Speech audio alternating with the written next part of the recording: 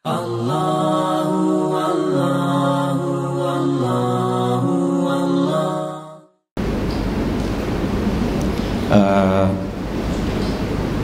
Saya datang daripada keluarga yang kuat dengan agama Kristian.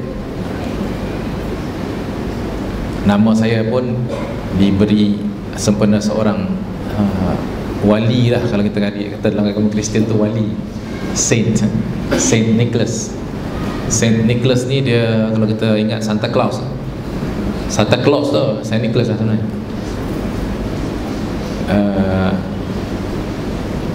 Dan keluarga saya pun memang cenderung kepada agama. Sampai sekarang pun bapa saya masih lagi Kristian. Dan dia punya kecenderungan dia tu sampai keluar negara pun dia pergi ke Filipina, ke Vietnam atas urusan agama. Kalau saya balik ke Sabah tu, kita balik daripada berdakwah, jumpa dia kat rumah tu, dia pun baru balik daripada kerja dia jugalah, masuk ke pedalaman mengkristiankan orang. Dan saya dibesarkan macam itulah, dihantar ke sekolah-sekolah missionary, diangkat menjadi tentera Kristus pada usia yang muda,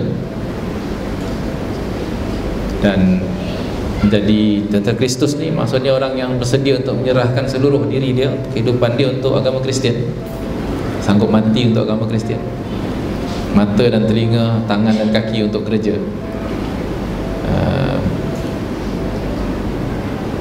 Tapi pada usia yang awal, sebabkan pendedahan kepada masyarakat Islam, saya dapat belajar di Batu Pahat, Johor, duduk di asrama.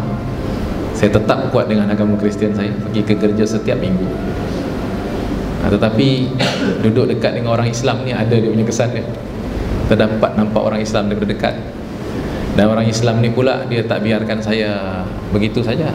Ada yang tanya soalan yang pelik-pelik. Dia nak ajak masuk Islam tak, tapi dia tanya soalan yang pelik-pelik, menyusahkan saya masa tu. Tanya soalan yang pelik-pelik. Kenapalah Tuhan kau ni mati atas salib, soalan-soalan macam tu. Kenapalah gitu, kenapalah gini. Mula-mula jawab soalan-soalan tu saya boleh jawab sebab saya pun ada bekal juga begitu. Kita tentera Kristus kan. Tapi makin lama makin susah. Makin susah tu kita pun makin hairan juga, kenapa soalan macam ni kan. Kita pun nak tahu jawapan. Jadi saya mula berdialog dengan padri-padri, tanya soalan yang ditanyakan itu dan soalan lain yang timbul dalam pemikiran. Tapi saya dapati bahawa agama yang saya itu dia tak boleh nak menjelaskan banyak benda. Banyak daripada soalan yang tanya padri-padri ni dia tak boleh jawab. Dia kata beriman sajalah, tak payah tanya soalan-soalan ni. Sebab dia kata kau nak fikir hakikat Tuhan, manusia mana boleh fikir hakikat Tuhan. Betul jugalah. Tetapi apa yang dilakukan oleh pelajar-pelajar Muslim ini yang bertanya soalan pelik-pelik ni menyebabkan saya berfikir. Yalah, beriman, tapi beriman ni kena sebab kita tahu. Kalau kita tak tahu benda tu dan bercanggah pula dengan pemikiran kita, macam mana kita nak beriman? Iman tu kan hasil daripada keyakinan. Kita yakin benda tu betul, baru boleh beriman. Macam mana nak beriman kalau tak yakin? Apatah lagi kalau perkara yang disuruh kita beriman tu benda bercanggah dengan akal pemikiran yang sihat. Disuruh percaya macam mana? Dia kata Tuhan Bapa itu di syurga. Tuhan Kristian ni dia Tuhan Bapa di syurga, Tuhan Anak, Tuhan Rohul Kudus. Berapa Tuhan? Bukan 3, 1. Tuhan Bapa di syurga. Dan yang saya belajar dulu, Tuhan Bapa di syurga ni kita boleh nampak gambar dia. Dia lukis gambar tu. Tuhan very muscular, bermuscle besar-besar, muscle ketik badan, tengah terbang di langit dengan malaikat keliling dia. Malaikat tu macam anak-anak kecil bersayap. Tuhan Bapa di syurga. Tuhan Anak kita tahu, Jesus Christ. Macam-macam lukisan ada, hidung mancung panjang, mancung pendek, kulit warna kuning, kulit warna putih, kulit warna merah, warna hitam pun ada. Macam-macam lukisan. Tapi seorang manusia. Dan Rohul Kudus tidak pernah dilukis Rohul Kudus ni. tapi dia macam spirit lah, dia macam ruh lah. Tuhan Bapa, Tuhan Anak, Tuhan Roh Kudus. Berapa Tuhan? Berapa? Satu. Tiga dalam satu. Lepas tu Tuhan tu mati pula tu. Tuhan Anak itu mati. Macam mana nak faham benda ni? Jadi difficulty in understanding the concepts of Trinity, ya. Dan itu banyak mengelirukan.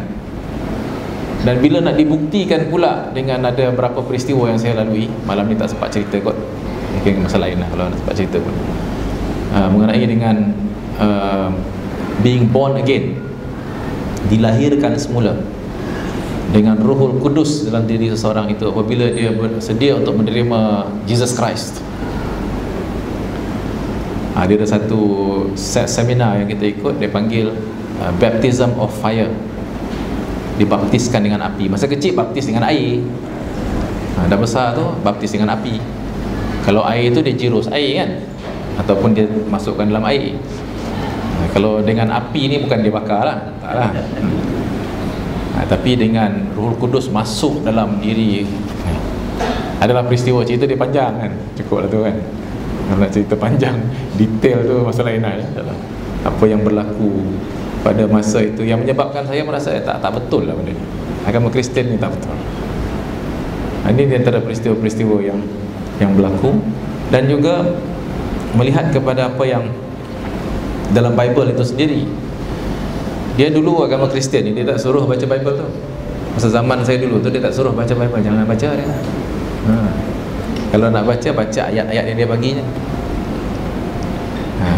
Jangan pandai-pandai baca sendiri, takut sesat.